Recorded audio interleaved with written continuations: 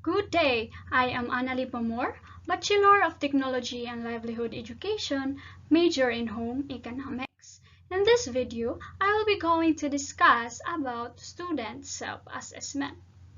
So what is student self-assessment? Student self-assessment is a process in which students monitor and evaluate their learning and performance. This means that the students is responsible for their own learning. Monitoring is an awareness of thinking and learning strategies, while evaluation involves making a judgment about work, quality, and progress toward targeted performance. Self-assessment engages students deeply in self-observations. Thus, it helps them make judgment about their work and to identify discrepancies between current and the desired performance. So self-assessment is an excellent strategy for formative assessment. Thus, the student give themselves immediate feedback and make a adjustment to how and what they are learning. So if they can detect themselves that they are performing poorly about a certain learning area, then they can immediately adjust their learning strategy.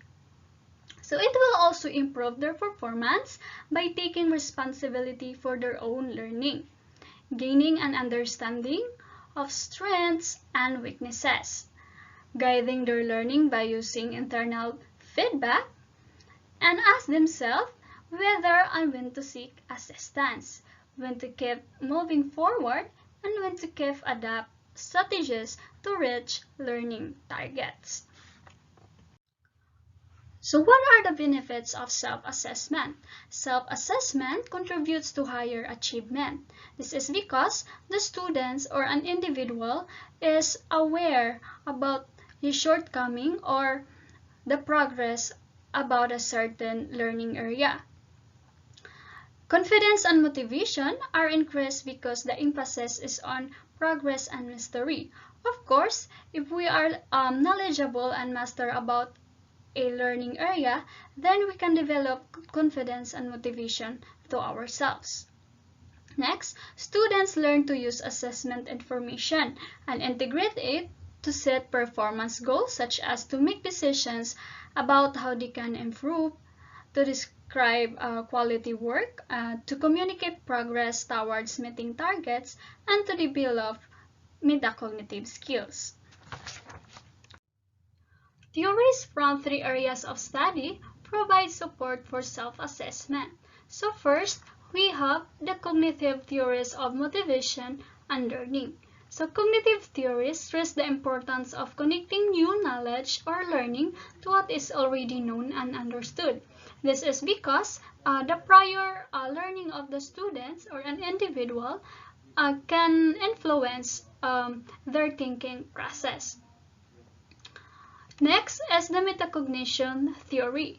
Metacognition theory involves skills that directly influence by self-assessment, and the emphasis of this is on self-directed learning, which has powerful implications for motivations and positive attitudes toward learning.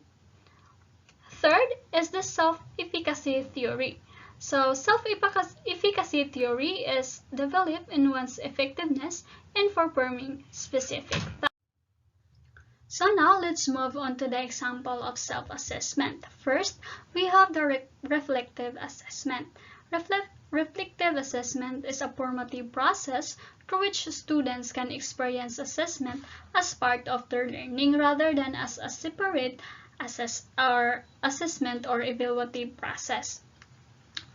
This is also very important because it opens up an opportunity for students to critically examine the way in which they learn and will also help them to build processes for individual study and lifelong learning.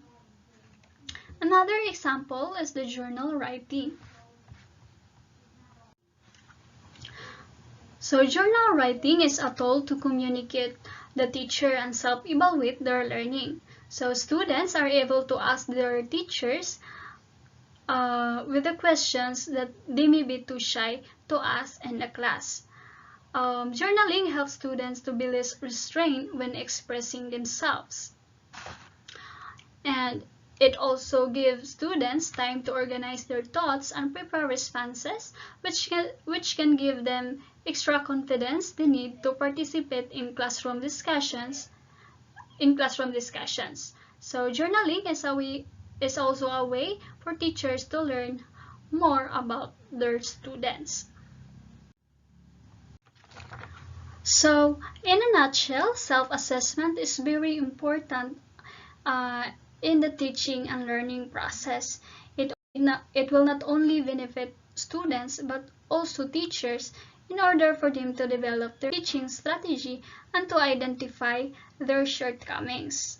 Both teacher and students benefits from self-assessment as it gives them an information whether the students is learning or not.